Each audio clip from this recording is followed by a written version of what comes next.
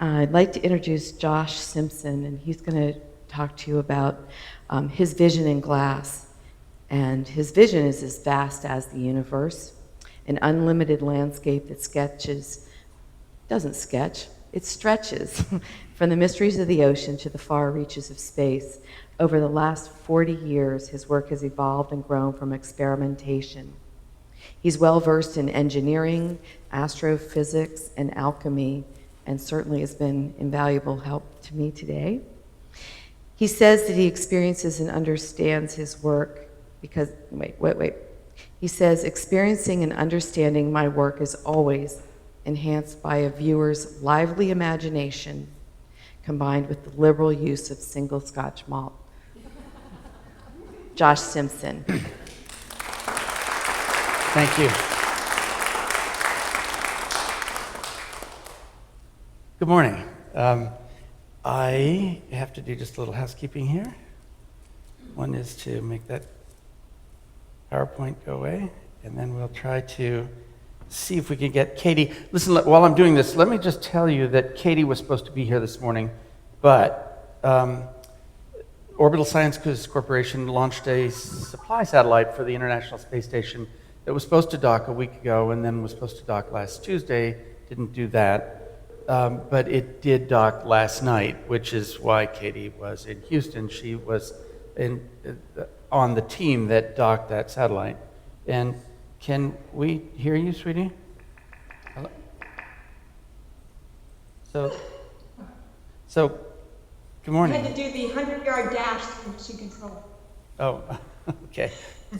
So I'm going to talk for a while, and then Cady will show flight film. And but we do apologize for her not being here. But you did catch that satellite. Well, not personally, but I was the captain crew that's up on orbit there. You were the captain. And about 7 o'clock this morning, your time, they captured a commercial spacecraft, the supply ship, that has been in the works for quite a while. And in fact, we were supposed to catch it on my expedition on Space Station. So a lot of people are really, really happy here today. And I was actually just being shown what's in the care packages that are on board, and the crew is going to be really, really excited. Okay. You know what? I just realized I made you go away for a second, but we'll get you back. That's okay. I can hear. Okay. Well, what I thought I'd do And is... if you make mistakes and stuff, I can correct them. Yeah, it's actually good for Cady to be there as the sort of the truth in telling stories person. So she probably will interrupt at different times.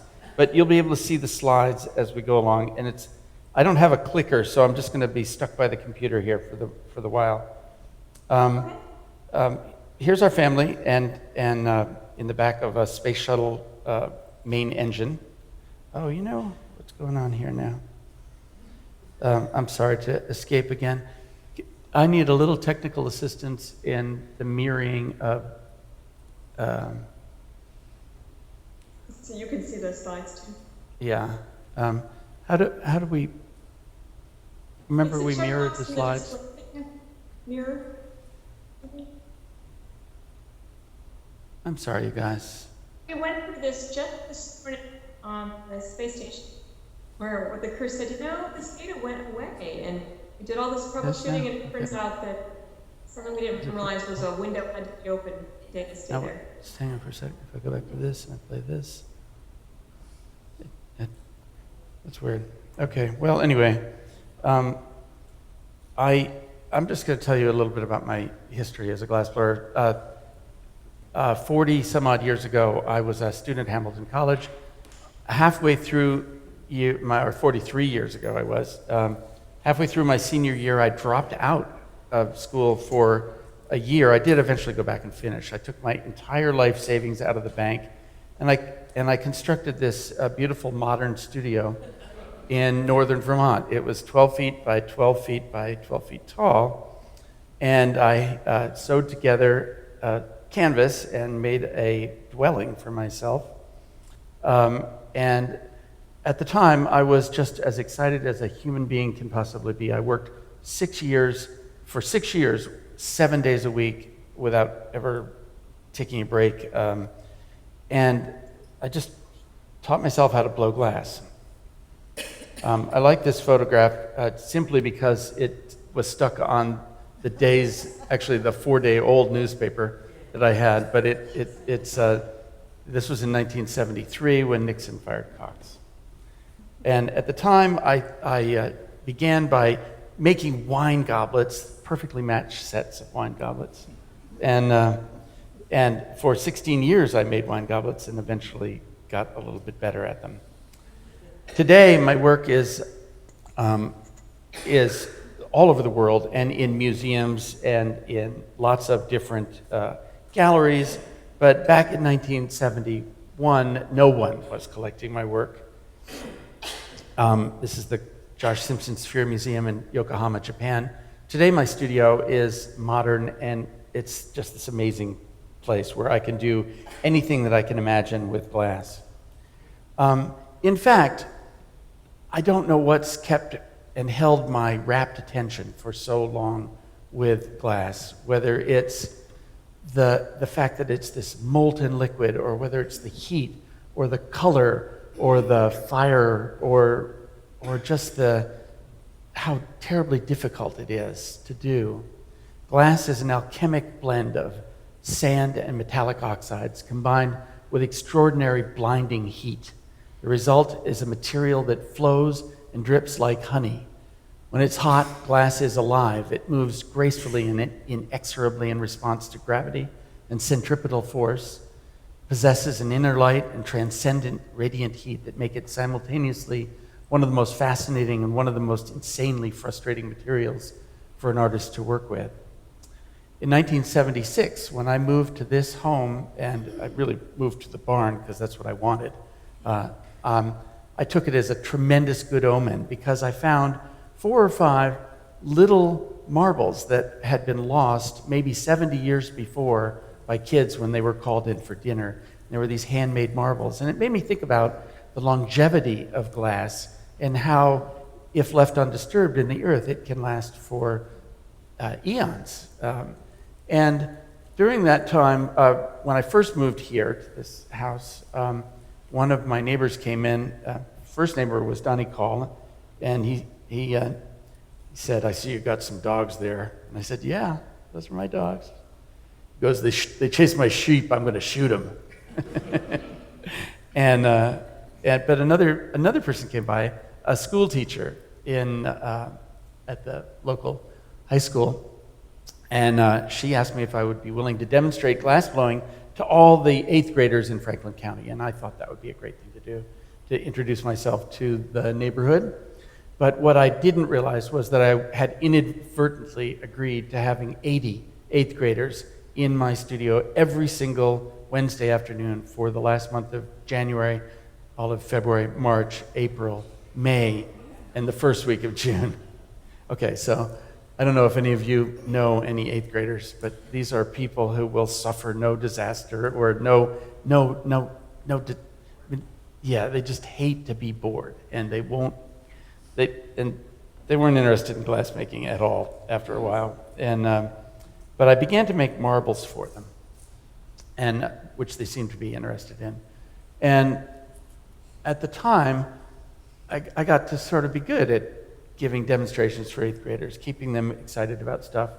But one night, I thought about this photograph, or photographs like this, just of the moon, and began to think about the Apollo astronauts, and think specifically about this photograph that was taken by Jim Lovell as he rounded the moon on his way back to Earth.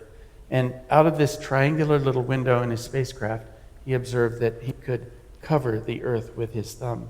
And which of course you can if you just get the right distance and the right perspective. Then the Earth that seems so enormous and grand here is really just this tiny little blue marble in the black void of space. And so that next morning for kids, instead of making marbles, I started making planets that you could perhaps cover with your thumb. And this gave me a marvelous new way of dealing with glassmaking. Techniques that were centuries old that I wanted to learn could suddenly have new meaning, that is, I could make spaceships or cities or anemone underneath the surface of my planets. And I show you this picture because it's a little, tiny little goblet that was found throughout, there are many of them found throughout, archaeologists found them throughout the Middle East in the 17th and 18th and 19th centuries. And no one could figure out what those things were for, those little goblets. Archaeologists surmised at one point that they were used for religious purposes, drinking wine perhaps, or perhaps for unguents, or medical use, or for possibly to put makeup or something else in. No one managed. They just didn't know. There were scholarly papers written about it. And in the end, it turned out that one of my friends, these are force fields above a city on my planet's surface. In the end, one of my friends was in Herat, Afghanistan, and a glassblower was making one of these little wine goblets. And he asked him what it was for, because this is this huge controversy for a century over what these things were used for throughout the Mideast. And the glassblower just pointed up at a bird cage. There were two goblets, one for wine, one for water, and one for seed. And throughout the Middle East, people had kept caged birds. The reed cages had gone away. I mean, and over time, but the glass remained. What I love about my marbles is the fact that they transcend religion and language and lots of things. Everybody gets it. All cultures love this little thing. At any rate, back in 1971 through 76 and on, no one was collecting my work. No galleries, no museums, nothing. And I thought, those archaeologists are such goofballs. I thought it would be fun if I really wanted to get my glass into museums and galleries around the world, that what I should do is start to hide my planets, these little spheres, without a name on the bottom or anything else or a date, just hide them around the world. And that's what I began to do. So my very first planet was hidden on Cooper Lane Road in this stone wall. And as I began to travel further and further away from home, this is with my oldest son, who's now 30. This is a bridge that I bought in San Francisco. And I put a planet right there below the bridge. And the more I traveled, I'd hide things. And as I had friends who would travel and go farther and farther away, I'd connive with them to take a planet with them and hide. Andy Stewart took this to the mouth of the Horton River, overlooking the Arctic Ocean in northern Canada. There's this big Almaty Lake in Kazakhstan. A whole bunch of friends are spelunkers, cave guys. They've taken planets. And remember, this is just glass. This is silica. This is not destroying the Earth. It's just this little sphere. And so at one point I thought, if you want archaeologists to find your work, you should go where the archaeologists go.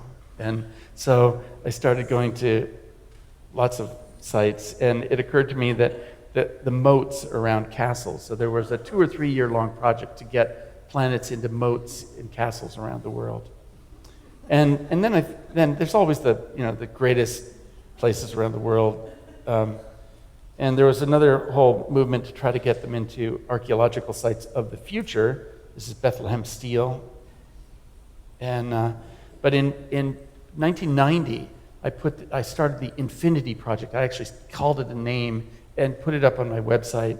And that has led to literally thousands of people around the world going to my website, saying, we'd like to hide your planets in the caldera of Mount Fuji. We're climbing there. And if I like your idea, then we actually send 2 planets, one to keep, the other to hide. Another friend went to the base camp of Mount Everest. It's actually tough to get a guy carry 2.5 ounces of marble of planet up to Mount Everest, because these are people that cut off their toothbrushes to save weight. And so it takes a dedicated person to climb that far with that. I've had a lot of help from the diplomatic corps. This is Ambassador Carol Van Voorst. You can see this planet being dropped into the confluence between the American and the European tectonic plates. And Ambassador Gene Christie in the South China Sea with his planet hiding it. And the folks at the Woods Hole Oceanographic Institution, Bob Ballard and the folks who run Denny, dropping his last name, but the guy who runs the Alvin program, there's a planet in Alvin's basket. And Bob Ballard, and this is Hercules, another remote operated vehicle, putting something down on the surface of the Mediterranean. Now, you are thinking to yourself right now, that's not going to be found right away. And you're probably right. But it's kind of cool to leave stuff for the far future, to take care of all, things. This is a planet, actually 2 planets hidden when they had a little ceremony at the back of the ship at the North Pole, and then they planted this. These are bigger ones. And this is a smaller one at the in Antarctica, in the Transantarctic Mountains, at 12,200 feet above sea level. This is the grave of Ernest Shackleton, the great Arctic explorer, with his planet. And sometimes these things can be actually a challenge to do. This is me climbing up a cliff wall. This is the Colorado River. And there's an Anastasi granary up above there that I finally managed to get to. Put a planet there. Trans-species hiding has been kind of fun. These monkeys. This is a fort in Bundi, India.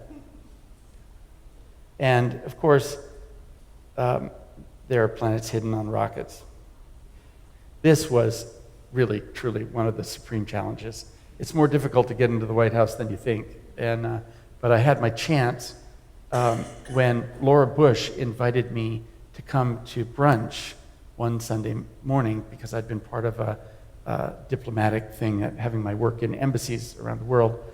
And it was actually a really tough decision for me because I had to weigh all of my, George Bush and Laura Bush and all of my political beliefs and moral, everything that I hold true against the lure of free food. And so I went. And if you keep your eye on, in between those 2 pillars in the state dining room, you will see the White House planet. I actually got to visit the Obamas last year, and so I just gave him one, and he said, "Oh, that'll be great here in the Oval Office," but I haven't seen any photographs of it. Anyway, this is when I got to meet the Pope. I got to go to Castel Gandolfo, and this is actually with Cady, and these are Swiss guards that guard the place, and I didn't know quite what to expect. I mean, when you go to meet the Pope, almost anything could happen, right? And so it was a private audience with the Pope, and he came into this little room, and it was just, actually with a bunch of cardinals, and those guys are all dressed in these scarlet red robes, and then the Pope came in this beautiful white gown with bright red shoes, and he came over to me, and obviously was going to shake my hand, and it was just this really weird thing when he did that. I almost pulled my hand back because I realized that if he shook my hand and my hand started to burn and shrivel, that everything that my mother had said about me would have ended up being true. And so he did shake my hand. He was very gracious, and look, still works. But the Pope's planet is actually hidden in that drawer behind this guy who was easily distracted. When I learned to fly, it greatly enhanced my ability to hide planets. I put a window in the plane, and here I am flying up the Wanganui River. Actually, it's the Whanganui River in Wanganui, New Zealand. But the ultimate thing was, I realized if you want to have your glass in museums, you should hide glass in museums. And so here I am outside the director's office at the Corning Museum of Glass, hiding a planet. He is an archaeologist, or was an archaeologist, and he excavated it. This planet was excavated at the museum and identified as the work of Josh Simpson. It's one of thousands of planets that Simpson has placed around the globe in his Infinity project. So you're seeing the tip of the iceberg here. There are planets in the Peabody Essex Museum, the Peabody Museum at Harvard, the Metropolitan Museum. Ready? I thought I'd show you this quick film of me actually making larger planets. PBS did this, and they shrunk an all-day process down to a couple of minutes. But you can get a sense Okay, let's go. of what it's about. Nice, Jay. Just a flash.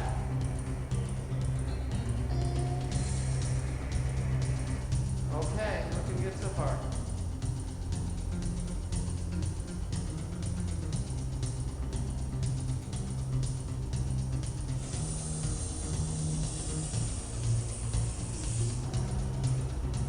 Is there a good lock for this? Okay, that's good.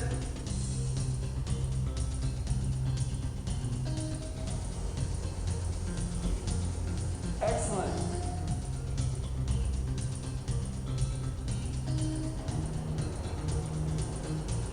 That's good enough for me. You ready?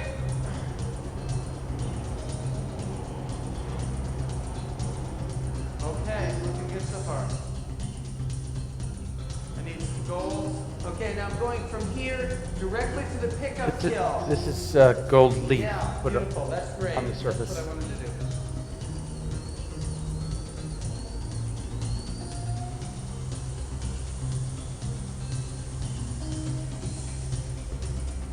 Okay, so you have to go to the heat now.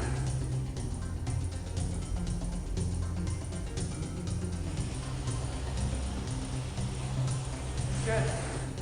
Okay, second silver, and then I gather. Thank you.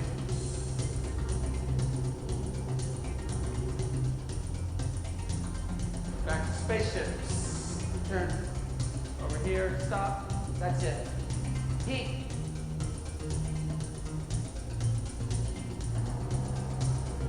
Okay, that's good. Right there. Newspaper. Turn a little faster. There's some really cool colors going on in here. I don't know if you guys can see that. Straight to heat. Okay, that should be enough. Can you get the optical pyrometer? 1400, 1390. Chad, your wrists are okay? Okay. All right, I'm willing to put it away. All right, let's bring it over to the table. I need somebody to spray my gloves. Okay, let's go. Good. Good break. Yeah, nice job.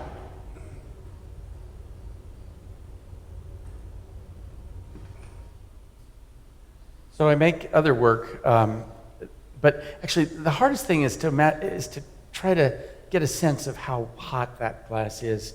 It is, to give you an idea, if you are 8 inches from a piece of glass to your sleeve, and you count to 5, your clothes burst into flame. And so I wear Kevlar, which takes 8 seconds to burst into flame. And when I'm working, I always have, when I'm working on big pieces, there's always a person on my crew whose their sole job is to put me out if I catch fire. This is a copper basket piece. These pieces give me an opportunity to name things with a serious art name.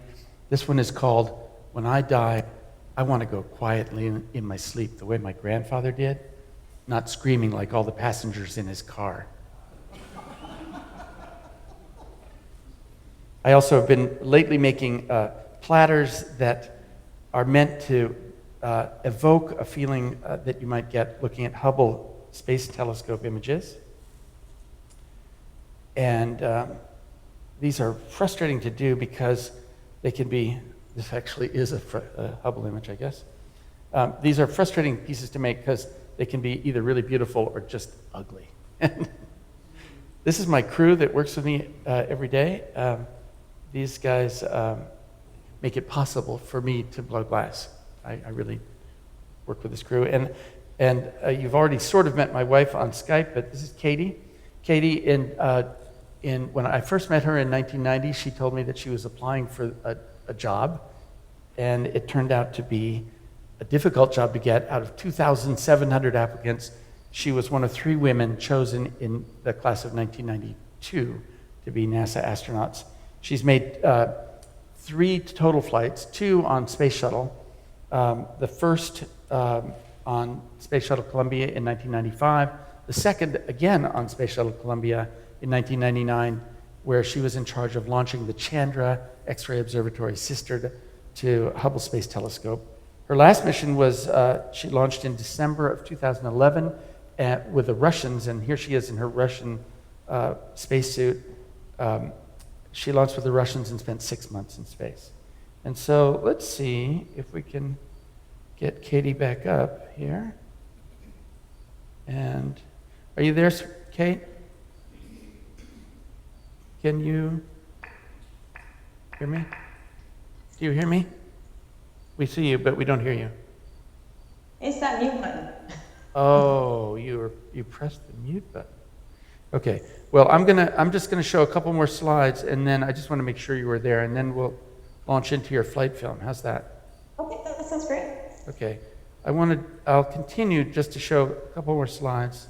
First, this is our airplane with Cady and Jamie and I. But this is the airplane that Cady normally flies. It's a T-38 jet. They're actually about the same size, the 2 airplanes. My plane carries 4 people. Her plane only carries 2. But it is interesting to note here that the speed at which Cady lifts the nose of her airplane off the runway to start to fly is the exact same speed that if I were flying the Comanche straight down at the ground, that's the speed the wings would rip off my plane. Okay, so here's one of Cady's night launches. And here's the space shuttle. And now, because I don't have okay, the next slide, Kate, is I think is your movie, so I'm gonna play that. All right. So this is your flight film. Can you see the screen? Yep, I can see. Okay. Here we go. So Katie will narrate this, I hope. Me too. It takes a minute for it to come up. Oh, there it goes. Can you see it? Yep, I can see. Sorry, I just had to turn something else off.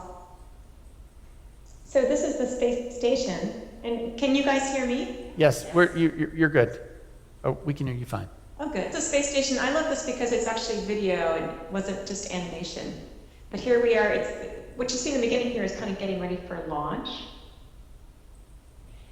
And some of the training that we do, just a little bit. That's our spacesuit that we use for spacewalks. And now we're back to launch time. I'm just getting ready. Launch night, there's all sorts of cool traditions, getting blessed by the Russian priest, and now I'm waving to Josh and Jamie. And there they are. So this is launch night. Doing some pressure checks, making sure everything's right. Now I am begging the guys to take small steps and slow ones. And they forget. And now we're lined up on the rocket. We climb in this rocket. It's just amazing to be the only ones on the launch pad. It's really kind of lonely. And this rocket takes a long time to leave the pad. You see all that smoke, and that's actually water. it comes down, you see the steam. It protects the ground, really. And there we are on our way to orbit. It takes 8.5 minutes to get to space. And we're orbiting the Earth, in our case for about 2 days, but now they do it in about 4 hours. They go straight to the space station. And I arrived just before Christmas in 2010. And even though it shows my butt, this is my favorite scene in the movie because it shows what it's like to live up there. You fly from place to place. This is what we did this morning, except I was the second person to sort of ever do it, and now I can't say it's routine, but we've done it a few times, and that is to catch a supply ship. And that supply ship is going 17,500 miles an hour. It's like the size of a school bus, and it's coming up alongside a space station that's the size of a large factory. And so it's really pretty amazing to have it come up alongside and reach out and grab it. This is another supply ship that came up. It's the European ATV, or Automated Transfer Vehicle. It docks automatically to the Russian part of the space station. So Josh, you guys can hear me? Yes. Because it just sounds broken to me. No, you're perfect. Okay, good. That thing is a lot bigger since the last time I was here. So that's the space shuttle. Station has you loud and clear on the big loop. What took you guys so long? My call, initiating RPM. 3, 2, 1, mark. So the shuttle is bringing us that large module in the back there. It's like another big, giant sort of closet module where we can store a lot of stuff. And now we are taking pictures of them, they are taking pictures of us. And both of those sets of pictures are for engineering purposes to really understand the state of the systems and things. Coming up for docking with a robotic arm just below. Station in Houston, Discovery has capture confirmed. All right. Hello. Welcome. Hello. So, we've been just 6 of us on board the station, and now there's 7 more people. It's so much fun. And they go out and we berth that module robotically, and then we would go out and connect all the cables outside doing spacewalks. There's cables inside too. And then some of the science work. This is Robonaut. He's helping us understand how people and robots can work together. The robot is the one on the left. That's my crewmate, Scott Kelly. He'll be going up actually again for a year. And this video is sped up a little bit. We don't usually go quite so fast, although I heard the new guy that just got up there last week is going really fast and flying really well, which is unusual for a new guy to learn so quickly. Hair cutting. And then notice our kitchen table that we're gathered around. We have a computer up there. We're watching the launch of our new crewmates coming. But notice how it's not horizontal, because it just doesn't have to be. Anything that we want to stay on the table has to be... Here's the arrival of our crewmates.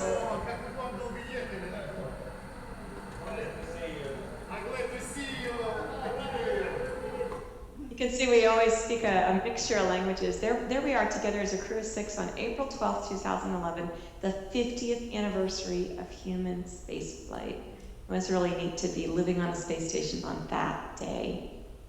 And it's just an amazing place. We take a lot of pictures. I mean, they're beautiful, but they're also very useful. Like those were just pictures of Houston on the big loop, we're tally-ho with the station. And another space shuttle came up, bringing the alpha magnetic spectrometer. Endeavor arriving. Welcome to the station. This is like having your relatives come for a week and a half, where it's really great that they come for a little while. They kind of take over your whole house. Welcome And aboard then the Pablo space and I station, actually Your left to Holiness. love the visit. Right after talking to the Pope.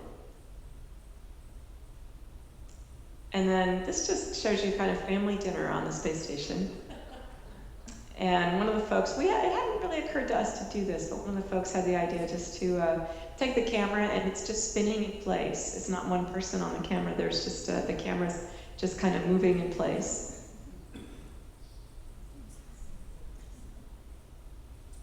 And give it a little bit of a spin.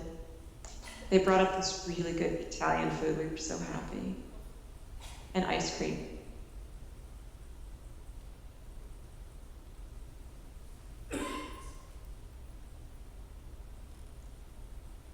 You're making us all dizzy here. I wondered actually. Your capacity for dizzy really changes up there. I mean, I could spin around so fast and never get dizzy. But this is our window module called the cupola. And so it opens the shutters, and we don't open the windows because that would be bad. But we open the shutters so you can see the Earth there. You see our views out of the way.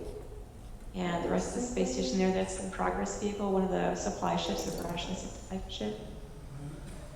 And a little flute playing. I don't know if Josh told you I'm an amateur flute player. I love to play. And space is the kind of thing you like to share with other people, so I brought some flutes with me. Anderson of Jeff Bridges.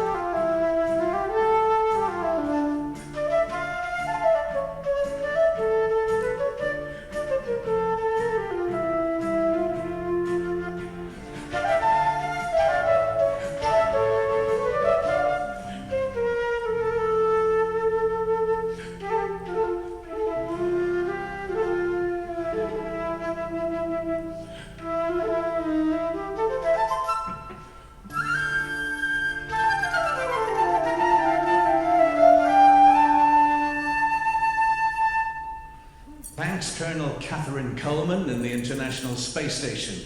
We should remember that today's cosmonauts, scientists and astronauts are still every bit the rocket heroes they were 50 years ago. So from the cultural city of Perm in Russia, let's salute Cady, Dima and Paolo up there in orbit, and of course the legendary Yuri Gagarin. Go safely. I like that clip for really a lot of reasons. You know, one of them is that it is really fun and I think important to share the special places that I've gotten to go with other people. You always bring a lot of people with you, like your family, but I did bring some musicians there as well by bringing their instruments. Those flutes are Irish flutes from the chieftains. And I brought my flute, but my flute's in 3 pieces, and the 3rd piece belongs to the flute company. I gave it back to them, and I think it's up to thousands of beginners around the country have now played that part of the flute, and so gotten to play the flute that went 93 million miles. I actually only went 63 million miles, but it went up ahead of time. So there we are, undocking, and we're undocking from the space station while the space shuttle is attached. It's the first time in the history of our space program that we have done that. So anytime you see this kind of picture where you see the space station and the shuttle attached there on the left, you can kind of see it in that jumble. When you see the space station and the space shuttle together, our crew took that picture right before landing. You can see landing is a fairly exciting event. We're pleased that physics prevails, and basically we've got enough ablative surface on the outside of our spacecraft that we all get home safely. And you know, I ended up landing in pretty good shape, really. We've learned a lot about exercise while we're up in space in order to maintain bone and muscle. And I am the product of some of those things that we've learned, as are other people here on Earth with osteoporosis. And what's really nice about right after landing there is within minutes you get to talk to your family. So I was talking to Jamie and Josh on the phone, and all of us had to make those phone calls, which was, in fact, somebody else made the phone calls for us, which was even better. And this is the last picture of our crew. I really just love this. It's the Beatles Abbey Road poster. And I'm not sure how come I had to be the one who was barefoot and walking on the wrong foot, but I was. Because you were the walrus. So that's that. So Okay. there we go. Let's try to switch to another photo. Getting ready for Cady's mission. Cady and our whole family got to do just a bunch of cool stuff. Cady worked with CNN a lot. They did a 12-part series about her getting ready for space that they showed. This is John Zarella, and Cady, I think you were narrating the last space shuttle launch, I think, in this photo.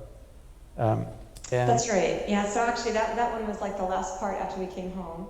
And then There's all of us. we're at SpaceX, one of the commercial rocket companies that are making supply ships. Yes, go to speaking the of space which, station. I'm not looking at the internet, Josh, but they had a launch today, which is pretty amazing. I haven't seen the news about it, but they were supposed to test a new rocket engine today, about 5 minutes ago, and I wasn't looking, but we'll see how that went. So it's really a pretty busy time in the commercial space program, which is really our space program now. And when as a family, this is my oldest son, Josiah there trying to smile. It's so cold in Russia. When Katie's launch was there, we had to get used to an 8-hour time difference. But here we are in Baikonur, and Katie was in quarantine, and so we actually couldn't get close to Katie except at that one moment next to the river there. In order to hold Katie's hand, they scrubbed me with alcohol all over. I mean, really, it was gross. And just because they were sure that Actually, in Russia, I think the solution for many things is alcohol. Yeah, that is true. So even the vans were cold driving out to the launch pad. And here's Jamie. You saw Katie later on standing, but that's his mom's place when they get their last orders to go. At any rate, there's Katie. This is Katie and Valentina Tereshkova, the first woman who ever flew in space. Katie and I, with a group of Saudis, we were invited by His Royal Highness Prince Sultan bin Salman bin Abdul Aziz Al Saud to go to Saudi Arabia. And this is one of Jamie's friends who we've met along the way. What's this guy's name, Kate? That is Robert Downey Jr. Robert Downey Jr. That's the guy. They made a movie in our town this summer, and Jamie got to meet him. And Katie's latest movie star friend is what's this woman's name? This is Sandra Bullock. Okay, and so Katie helped. Which is not like we, do these things all the time, but this happens to be just a summer of maybe a little bit of celebrity outings for us. And Josh was just saying that I got to talk to Sandra Bullock while I was up in space on the space station. Actually, my brother met her brother-in-law and ended up, exchanging stories and finding out that Sandra was making a space movie and wanted a little, just wanted to talk about what it was like to live in space. So she and I did that and did a few phone calls and exchanges of email and audio clips and things. And that movie comes out this week. And so that's pretty fun. And through NASA, I've been asked to do some of the PR for it. So that's been pretty fun. It's a disaster flick. It's all right. Anyway, we couldn't. One of my crewmates said it best. They say, "Is it realistic?" Because really, it's the worst day in space you could imagine. No, it's worse than that. It's really a drama, and what I love about it is actually, no matter what the storyline is, it really brings people to space. And I feel like my family can understand a little bit about how special it was, not only to see the view, but what it felt like to have the view from up there. But I think after people see that movie, no one will ever want to go to space again. Okay, we had to. We couldn't finish this talk without showing you another member of our family. We have this very large cat, and this is Fang, and actually, that's one of Fang's. That's Fang's cousin, and this is Fang, and who is tolerating being picked up that way. But did Jamie make that first picture? I think he must have. Yes, that's Jamie's picture. And talk about hiding planets. Here's a little. Katie, you're allowed to bring some things with you, personal things, provided they fit in a sandwich bag. And so Katie brought some planets. Starbase there. You just have to be up there a little while before you get good at keeping things in one place. Things like to sort of move away and float away. But having Josh's planets up there, they're so special. And I mean, I collected them long before we ever met, and he made them for a dozen years before we ever met. And I think that people explore in different ways, and everybody brings people to special and wild and unusual places that they can't get to by themselves, using different things. And I happen to use a spacecraft, but I think Josh uses art to transport people. And it was really wonderful to have those planets up there with me, both in a personal way and, just seeing them in the window. It's just it represents all the places that we have to go that we've never seen. I'm just sorry you lost a couple. too bad about that. I only lost one. You know, I really tried to find it. I mean, I didn't mean to leave it on the space station and have it be part of the Infinity Project, but Anyway, you know, you can only do your best, right? That's right. And we want, I think, to show you one more clip, which is important for all of you to know. And this is just sort of a public service. We're showing this one. How to eat gummy bears in space.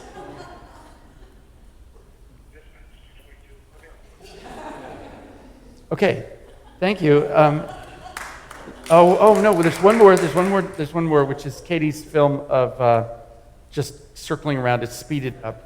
Can you see it, sweetie? Yes, I do. I forgot we had this. That's great. So this is actually a series of stop-action photographs. And everything that you see that's a yellow light is a light on the Earth, like a city light. And then the flashes of white are actually lightning. And at first, it's a little disturbing for me to see it go this fast. But it's the right speed to go to make it look, you know, sort of real. But what's really perfect about it is the perspective of what you see when you look out the window. And this is going across the US, and then you're gonna see the Great Lakes there up in the top. And then you're gonna see an amazing sight, which is Aurora Australis. And it's like nothing, at least I'd ever seen in my life. It's just beautiful. And I think you might be able to see why, you know, for me it's hard that somebody like Josh can't come up there along with me, because I can see it with certain eyes, but he's going to see it with different ones, and that's what makes, you know, the world go round. But up here in Maine, I bet people see the Aurora Borealis. And, I'll bet you they do. And if we see it, and the night sky, and I'm hoping, you know, I forgot to look. I think to see the space station. I mean, you're certainly going to see it up there in Maine. I certainly look down on Maine quite a bit. Oh, I guess there's one of the pictures. That's great. And so there's Bar Harbor. Isn't that great? It's a little bit easier to see everything in the winter there. I think this is one of the winter photographs. I can't quite see it clearly, but it was really neat to go across, and there you are, Winter Harbor. Yeah, Josh had the light on it. But you know, it's really wonderful to look down and sort of think about what everybody's doing when we have this cupola on the space station, and it's a different feeling than we've ever had in space, where instead of just a portal where we look out and the world goes by very quickly, when we can see a special place on the Earth come towards us, and we see it coming, and then we're there, and then we see it receding in the distance, just because we have this set of windows that is, you know, circular all the way around. And it was really wonderful to be able to see the New England coast come and go, and know that in an hour and a half I'd be back. I don't know if anybody has any questions. Thank you very much for coming.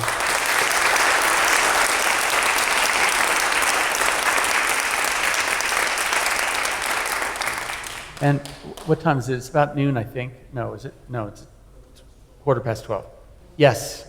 Well, I saw one of your big spheres out there, but should we all be looking around? Yeah, I didn't. The question is, should we all be looking around for planets? I was out this morning, and I took some photos of the hiding of several planets, and I thought there'd be time to put them on the slide talk to give people hints. But there wasn't, because we had all these technical issues. But I'll give you a hint. There's a bunch of planets along the Maine coastline. Okay. They're in plain sight, too. Any other questions? You guys are great. Thank you. So, go ahead. Have you done any geocaching with it? Geocaching. Well, this actually predates geocaching by 20 years. And so I have never actually taken coordinates. I just sort of know where things are. But if you go to my website, I think there are something like 1,000 places pointed out, and there's some photos. And if anybody has questions for Cady, I can repeat them. Cady, Spike, can you still hear us? Yes, I can. Yeah. Okay. So, yes. I had to step out, so I missed some things, but I was wondering if did you cover any UFO stories? Oh, are there any UFO stories? We'd like to tell you that, but then we'd probably have to kill you, you know. So, we want to know about UFO stuff. Do you want to tell them about the History Channel? Those idiots? Sweetie, you know I can't tell them about the UFOs. They're crestfallen. You know, I actually did make a joke about one time, and I answered 5 congressional inquiries, and if you go on the History Channel, you will see a series of sentences put together that make it seem as if I saw something that I don't remember seeing. That doesn't mean I don't think there's not other folks or people or things or whatever out there. I mean, I think it's kind of silly to think that we're alone, and having that special view of the planet looking down at the Earth and then looking out into space, it becomes just crystal clear that actually all of us are space travelers. It's just that not all of us are off the planet. Some of the space travelers are living on the Earth, and the planet is traveling in our neighborhood. With the History Channel, actually, Cady was on her first mission with a couple of other rookies, and they were in a laboratory with no windows. And Fred Leslie, when we dive on the Earth, you sort of push yourself up to go out into the water or wherever you're diving. But in space, there's no gravity, so if you go up, you hit the ceiling. And so Fred did just that. And then he tumbled and spun, and Cady made some statement like, "I've just seen a UFO and it isn't pretty." Isn't that what you said? Wasn't it? Is that what? I think I said we have an unidentified flying object, and it is not very good. And then so the History Channel has cut this one thing out and built it into this huge thing, and it's just complete. It gives you a real sense of how much TV lies. There's times that I've gone to schools, and it becomes clear that they only did their sort of homework in one source on the internet. And if that source happened to be the one that was a little more towards the UFO story, I get pictures of nothing but me and UFOs from the kids. Hey, sweetie, if you put me on the screen, I can sure. show them where I am here. I forgot to do that. I'm sorry, I should have done that earlier, and I think That's I okay. can. But So where I am is right upstairs from Mission Control, the live Mission Control that we just captured the spacecraft this morning. I'm right upstairs from that. But this upstairs room is an Apollo, is an old Apollo room. And so in back of me, you see the screen back there that's playing some of the old Apollo video. And you can kind of take a little look here, like that. And in fact, I'm going to turn the camera around.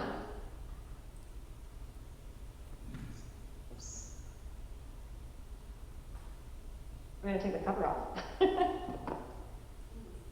And so you can see, like, this is the flight director console.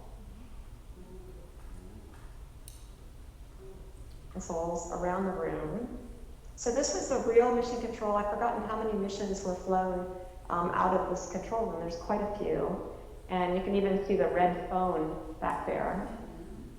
And it's interesting to me, I love working in mission control as a capcom. So that's the person that it really is the interface between mission control and the crew on board the station. And I help the folks in mission control ask the crew questions they might be hesitant to ask them. And when I sense that the crew needs to know something more or something different than what we told them, I can be the person that volunteers that. And here in the old mission control, every console had to be, exactly that console, like down there at the bottom, booster systems. If that booster, in order to see booster systems data, you had to sit there in this building at this console with those vacuum tubes. And if you wanted to tell someone about what was happening outside the building, you used this. Now, the kids in the room don't know what this is, but this is a telephone, a dial telephone. no, really? And anyways, it's vacuum tube technology, and let's see. There we go. And these things, this was our email, okay, when we wanted to send messages between consoles. Yes, sirree. There we go. Pulled up in there would be the message. There we go. We still have that technology at banks. I know. Thank you, technology. You have to fix that, sweetie. But now, we have a mission control room where the computers are off-the-shelf computers. My computer that I use, for work, you can actually use that compute at home, and if I dial in and use all the right codes and everything, I can actually listen to mission control. And so I did that this morning this morning or last night or whatever that was. I woke up at about 11 o'clock at night, and I dialed in so I could just understand what the team was doing and what they were working on, so that when I came to check in, I didn't have to ask a lot of questions and would understand whether wild things were happening or everything was calm or just how things were going. And even it's just really interesting how our electronic means, I'm able to be present there with you today. The crew up on the space station can have video conferences with their families, and also they have an internet protocol phone up there, as did I when I was up there. And sometimes when just stuff going on, suddenly and you're working in mission control and you're sitting there and you're thinking, I wonder what's going on here and why they're being so funny about this, and then sometimes the phone next to you rings and they get to talk to you. And maybe there was one time when I guess they were calling somebody and they didn't answer, and finally somebody called down there and said, hey, they're actually just in the bathroom, okay? But now actually we have a way to see what current is, like when the electrical current goes up for the toilet, we know when people are in the bathroom, and so we don't call them when they're in the bathroom. We don't know who, but we know somebody's there. Okay, any other questions? Yes. Maybe it's more of a comment, but the two of you have a unique ability to connect with students and a lot of people in art and science. And it's a shame that you have a very small audience that were able to experience that. And SIR should be doing something about promoting the two of you and your programming. Well, you put signs out and people come or they don't come. And I mean, you guys are the chosen ones. Thank you for coming. Go ahead. Can I ask something about how Cady adjusts back to Earth after having been in space for such a... Yeah, I have to go over to the computer so Cady can hear us. The question is about how is the adjustment coming back to Earth? What's the worst that can happen, and what happened to you? You mean just about Change living your in the question a same little bit. place with my husband again? Or him living in the same place with his wife again? Actually, well, I think most of you know that Josh and I commute between Texas and Massachusetts. Well, and just recently, there was some sort of contest where Dennis Tito was going to sponsor a married couple to go to Mars. And a lot of people asked me if Josh and I were going to do that. And I said, we don't even live in the same state, let alone the same spacecraft. So The real question is, how did you adjust coming back from space? What was that like? I know. Okay, I'll talk about that.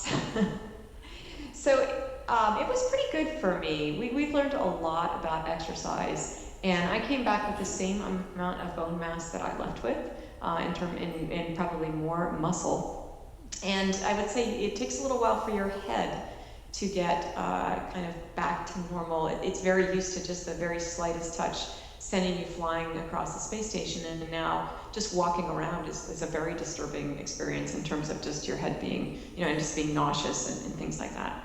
So, I could walk right away, but I had to really focus to walk straight, and it was hard at first, but every time I got up and walked, it was a little bit better.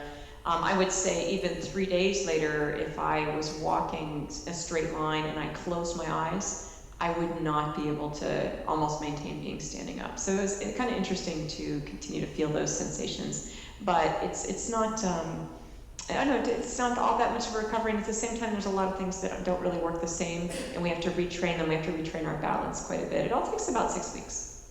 You can feel the same way now with single malt scotch, right? It's true. I thought it was kind of ironic. I went to go see Josh and Jamie. Of course, they came to see me at landing, but 2 weeks later, I flew up to see them, and then the planes were delayed, and there were lightning and just things like that. And I slept on the floor of the chapel in the Washington National Airport. Of course, it was hard to know if I slept in the chapel because there was lightning or whether there was lightning because I slept in the chapel. But I thought it was kind of ironic that I could go from living on the space station to spending the night on the airport floor. Any other questions? Yes. Yes. Was there a sense of day and night on the space station? A sense of day and night on the space station. Can you hear that? Was there a sense of? Yeah, I heard it. There is, just in terms of the workday, we work actually really hard there. And, by the time it gets to the end of the day, you're actually just really tired. I'm just tired a lot up there. We're always struggling against sort of time management and sleep management. And not because they are slave drivers, but because it's so clear that there's so much good work to do. They are slave drivers. And, well, and we're slave drivers too. But in terms of day and night, it's go around the Earth every hour and a half. Every 45 minutes it's light, 45 minutes it's dark. And I would try not to have it be light, and be looking out the window and have it be light when it was time to go to sleep, because it really does wake you up again. Thank you. Yes. Did you study at Kitt Peak at all? Study what? At Kitt Peak Observatory? Have you ever studied at Kitt Peak Observatory? I've hidden a planet there. I myself know. I myself know, but I'm not trained in astronomy. Although I'm really curious about it. That's actually one of the main reasons we wanted to come up to Maine this fall, was to just be exposed to a little more astronomy and learn to live in that world a little bit. Anything else? Yes. Have you had any people try to get in touch with you and found planets? Oh. And if I find one, what should I do? The question is, has anyone ever found a planet? Actually, it's only happened a few times. Some friends of mine visited a couple who had climbed Mount Denali, Mount McKinley in Alaska, and on their kitchen table they had a planet. And my friend said, "Oh my gosh, you've got one of Josh Simpson's planets!" And they go, "Huh? We found this at the top of Mount McKinley." But they had no idea. So if you find one, there's nothing particularly to do. I'm really counting on archaeologists finding them 100 or 1,000 years from now and wondering what on earth they were and how they got so far afield. And so, yeah, if you find one, it's just a present. Should I leave it there or put it on my... Oh, no, it's up to you. You can leave it there if you wish, but if you want to bring it home and leave it on your table, that's good, because eventually it's going to find its way back into nature. I mean, you'll give it to a kid, or somebody will lose it, or it'll end up in a tag sale. You never know. And so it'll... Sweetie, tell them about the scuba divers. Oh, you mean okay, I think you mean when we were in Cozumel, or no, somewhere. We were scuba diving, and I was hiding planets in caves, in underwater caves. And 130 feet in a cave down underwater is pretty not likely to be found. But one day I got on a dive boat it's 5 o'clock in the morning, and this woman pulled out a planet from her buoyancy control pocket and was showing it to people around, going, "God, I found this. It was like in 130 feet of water in a cave. I don't know what it is." And so it was nice to see that. I never told her. Oh, and then there was one other time. Remember, we were taking off into, it was instrument weather, and we were in the plane, and air traffic control held us back it's at a little airport outside of Pittsburgh. There's nothing but, you can just see white fog on the ground. We're at the end of the runway. We get a call and we got a call from air traffic control to hold on the runway because an airport personnel truck was coming out. So I'm literally like about to take off, and this guy gets out of this truck, comes over to the plane. I turn off the engine on the end of the runway, and I open the little window and I go, "What's up?" And he goes, "We found this right near where your plane was parked." And I go, "Oh my gosh, that's okay. It was meant to be left there. That's a small present for you." And I shut the window. He drives off. I start the plane up, and boom, we go off into the void. That was funny. But those are really, literally the only couple times that anyone's ever told me about finding them. It's 12:30. That's when we'll do one more question. Your wife has a very good sense of humor. Is that a requirement for asking? The question is, or not the question, it's sort of an observation that you have a very good sense of humor, and people are wondering if that's a requirement. to be an astronaut? I would say, yeah, probably. I would say getting along with people is a requirement, but I was also going to say that when we met, basically, it's a longer story, but essentially I called the wrong number and Josh was so funny, I called him back. So I am not the funny one. I think it does. I think the ability to play practical jokes that confound people is an absolute rock bottom requirement to be an astronaut. And the more complex and convoluted and yet something that doesn't actually destroy somebody else's life is the perfect kind of thing to know how to do. So today, actually, we had we don't always, but we oftentimes will put a cartoon in the sort of daily bulletin where we tell them what's up and what the systems are doing. And today's cartoon was from the Far Side. And it's that Far Side cartoon. And so remember, there's a giant supply ship the size of a school bus that's going to come up and be flying next to them at 17,500 miles an hour. And I was the second person to do this thing where you reach out with the controls, with the robotic arm and grab this thing. And it's a pretty big deal to do. And anyways, so you see this Far Side cartoon and it says, caution, objects in the mirror may be larger than they appear. And so it was my idea to do the cartoon, but then the person who was the Capcom after me actually doctored it in Photoshop to be exactly this supply ship. It's just the best thing. That's great. Okay, so it's 12:30. This is you guys have been really good in that nobody has snored out loud. And so thank you for that. And thank you for coming.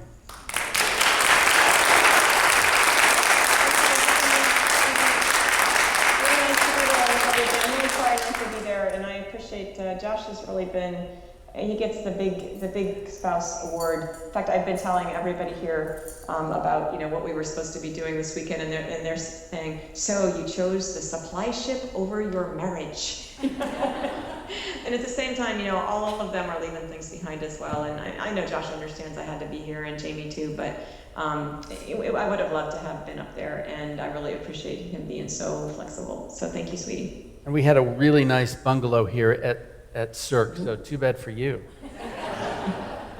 All right, I'm gonna hang up on you, Kate, and say goodbye. All right.